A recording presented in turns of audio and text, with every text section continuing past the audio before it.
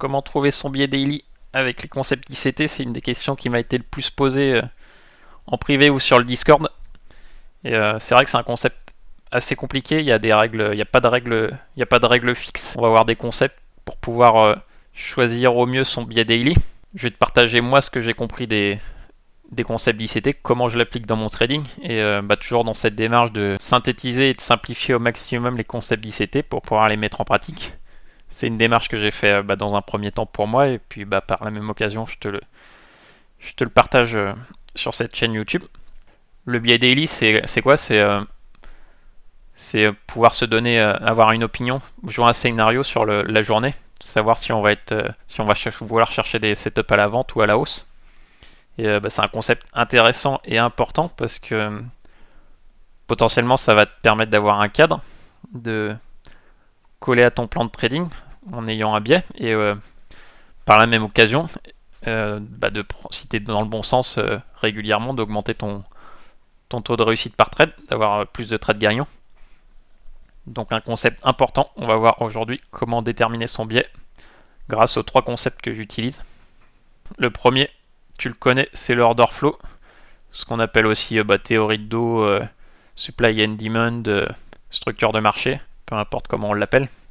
C'est tu ouvres ton graphique, tu vois clairement que les plus bas sont de plus en plus bas, les plus hauts de plus en plus bas, et tu as clairement une tendance baissière. Donc ça, je t'apprends rien, c'est un concept facile, visuel. Là où ça va être intéressant, c'est que si on est en tendance baissière, ça va pas forcément être rédhibitoire de pouvoir acheter. Comme là tu vois sur l'exécution, j'ai pris un achat alors que clairement la tendance était baissière. Et on va voir grâce aux autres exemples, grâce aux autres concepts, pourquoi j'ai pris ce trade là. Et c'est là où c'est intéressant, les concepts s'imbriquent, c'est que une fois que tu t'es donné une idée de l'order flow, de la théorie de dos, le concept selon moi le plus important d'ICT et qui change radicalement ton trading, c'est les concepts de liquidité. ICT dit qu'on se déplace de liquidité en liquidité sur le marché. On va de chasse en stop en gros. Et faut apprendre à voir le marché sous cet angle-là, avec cette lentille-là. Quand tu ouvres ton graphique, tu te donnes une idée globale de la tendance, et après ça, tu regardes potentiellement où a été prise la dernière liquidité. La majeure partie des plus grands retournements se font sur des prises de liquidité. Si tu regardes un mouvement comme ça, la prise de liquidité se fait sous ce bas ici, et après on a un grand mouvement explosif. Si tu prends tout ce mouvement là, ça part de cette mèche là qui vient prendre la liquidité au-dessus de ce haut là. Pareil, le plus haut de toute cette vague là, il a été fait sur une prise de liquidité des hauts ici. Donc les tournants majeurs sur les marchés se font sur des prises de liquidité, et c'est pour ça que c'est intéressant de regarder uniquement ça pour essayer de se positionner au meilleur prix et potentiellement se placer au meilleur endroit sur la tendance pour pouvoir la surfer un maximum et le plus longtemps possible après. Je te laisserai regarder les graphiques, mais tu vois que tout ce mouvement explosif il se fait où? Par une prise de liquidité sur ce haut là. Tu peux découper les mouvements du concept précédent, de l'order flow, de la théorie de dos, pour synthétiser ou avoir une aide visuelle. Sur un mouvement comme ça, de là à là, tu peux potentiellement te dire que tu es dans un range. On a un excès vers le bas, une prise de liquidité, donc le prochain objectif sera l'opposé du côté qui a été pris sur le range qui est ici. Donc tu as une sortie par le bas, tu vas espérer une sortie par le haut, mais ça marche aussi, tu vois, sur cet exemple là, enfin il y en a plein, il n'y a que ça sur les marchés. Un excès par le haut, du coup le TP, on va espérer une sortie par le bas, sans jamais revenir casser la prise de liquidité qui a été faite juste avant. Encore un dernier exemple. Là on a un grand range, une sortie, une mèche. Donc une fois qu'on a pris d'un côté, on va espérer d'aller chercher de l'autre, et on l'a clairement tapé. Donc tu vois, je te laisserai regarder sur tes graphiques, mais apprendre à voir le marché avec cet œil là, ne plus se demander si le support résistance va tenir, c'est pas ça la question. C'est où sont les stops. Tu regardes, tu ouvres les graphiques, tu cherches la tendance principale et tu regardes où sont les stops, où a été prise la dernière liquidité, où est la prochaine. En gros, quand tu as un range comme ça, on n'est plus en train de regarder le haut et bas du range, on est en train de regarder ces zones-là à l'extérieur du range. Et c'est là le troisième concept qui arrive et qui s'imbrique avec les deux premiers et qui rajoute de la pertinence. Le troisième concept, c'est l'imbalance. Selon ICT, c'est les zones de support et résistance les plus fortes, les plus importantes.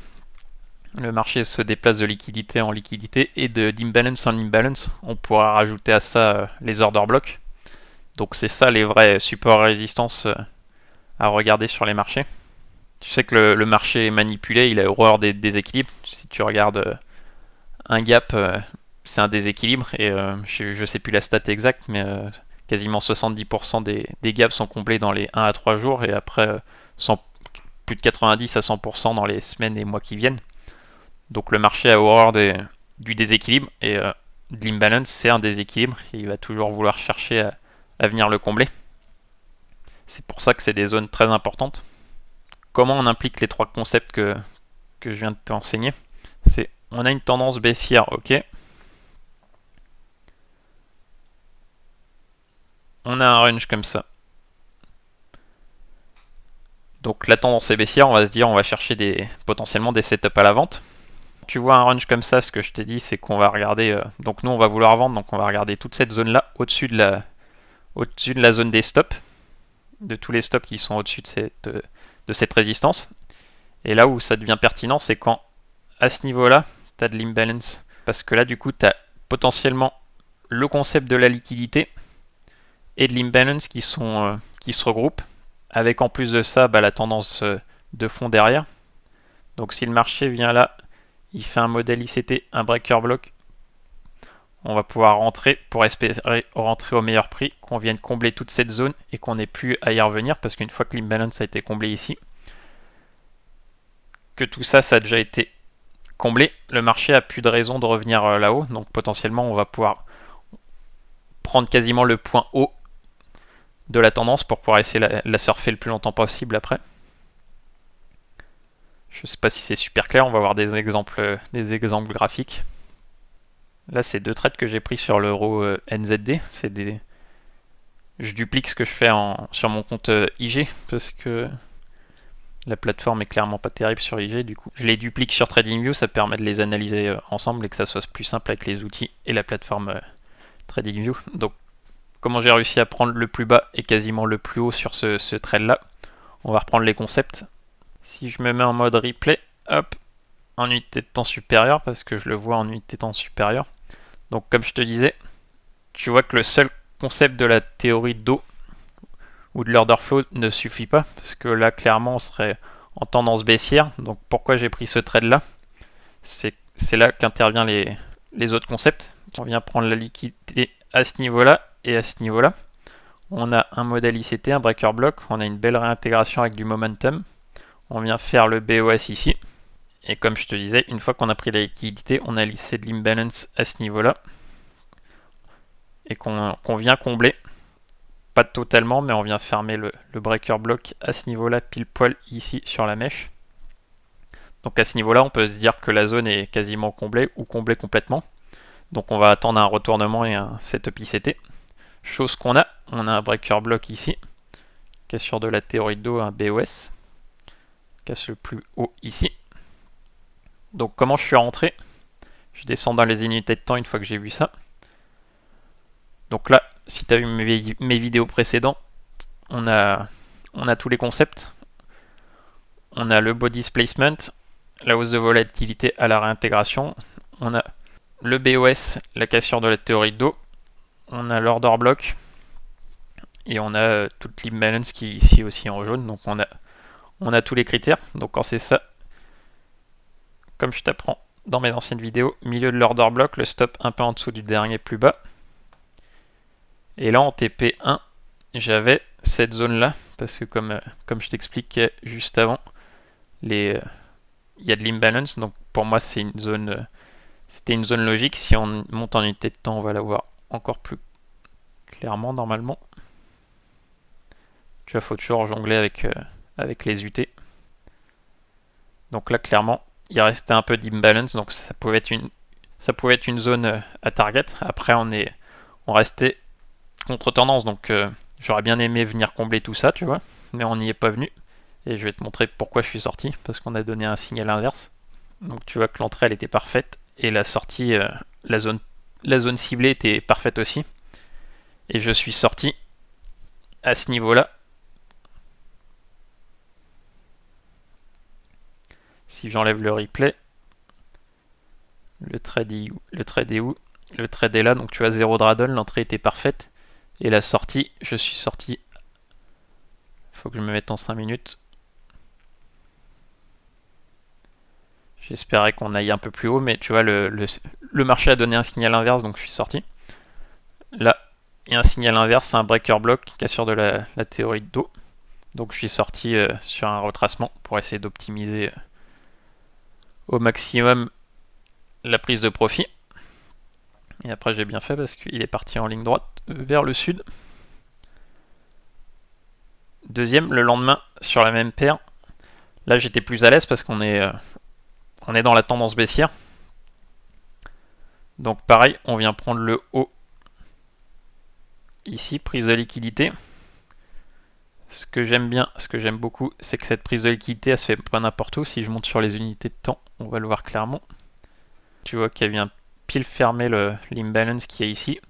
Et elle vient sur le milieu de l'order block, l'accumulation ici. Donc zone que j'adore trader, qui fonctionne très bien. Une fois qu'on a tapé cette zone, je vais chercher le modèle ICT en unité de temps inférieure, voir s'il me propose une entrée. Et chose qu'on a, tu vois. On a la tendance haussière. Et là, on a un shift, on a le modèle ICT, le breaker block qui se fait. Avec pareil, un OB et une accumulation au milieu. Donc tu rentres ici. Là, si tu attendais le milieu, on n'aurait pas été déclenché à quelques pips près. C'est des choses qui arrivent. Donc pas toujours vouloir chercher l'entrée parfaite. Mais on est venu fermer l'order block quand même. Stop au-dessus. Et là, la zone que je cherchais, unité de temps supérieure, c'était le comblement de cet order block et de l'imbalance en TP1.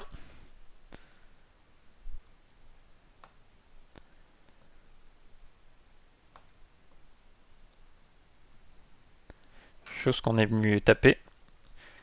Et j'avais tout sorti à ce moment-là, mais j'aurais dû laisser un... C'est une erreur, j'aurais dû laisser au moins un tiers. Parce que pour potentiellement surfer la tendance de fond. Et comme je te disais, tu vois que cette prise de liquidité, elle se fait sur ce mouvement-là. Donc on prend d'un côté, on va espérer chercher un take profit de l'autre. Et je crois qu'il a fini par le donner, mais j'étais plus dedans. Ouais, hop, on vient sortir du orange par l'opposé de la prise d'un côté, sortie de l'autre. Si j'enlève le replay, on va voir l'exécution normalement. Tu vois, entrée, sortie, très bon prix, mais j'aurais dû laisser un tiers pour TP2 venir chercher ici. Voilà, donc ces trois règles dont je me sers. L'order flow en 1. En 2, on va se demander où a été pris la dernière liquidité, où est la prochaine, où sont les stops. Et en 3, où est l'imbalance? Où est l'imbalance la plus proche, où l'imbalance à viser ou aller chercher. Tout ça combiné avec la liquidité et l'order flow. Après, bien sûr, il n'y a pas de recette miracle, c'est des concepts, il n'y a pas de règle universelle. Il faut se faire ses propres règles. Et potentiellement, il y a des jours où le biais n'est pas clair, où tu sais pas, où t'as pas d'avis sur quelle est la direction du marché. Et c'est ok. Dans ces jours-là, faut faire autre chose ou choisir une autre paire. Il n'y a pas besoin forcément d'être sur les marchés tous les jours. En trading, plus n'est pas mieux forcément. Donc ça fait partie du jeu de des fois de pas savoir ce que va faire le marché, de pas avoir d'avis et de ne rien faire. Le but c'est de jouer des scénarios, des scénarios probabilistes et d'essayer de mettre au max les probabilités dans son sens. Et bah, ces trois concepts et ces trois règles aident. Je crois que je t'ai tout dit sur cette vidéo. Si tu as des concepts que t'as pas bien saisi ou tu veux que j'approfondisse, n'hésite pas à me les dire dans les commentaires. Et si tu veux sur la stratégie d'ICT, j'ai fait une vidéo là-dessus où on voit ensemble ces règles, l'entrée, la sortie, la gestion de position. Et tout ça en quelques minutes sur le bilan de son mentorship 2022. Et en attendant, je te dis à la prochaine, bon trade. Salut!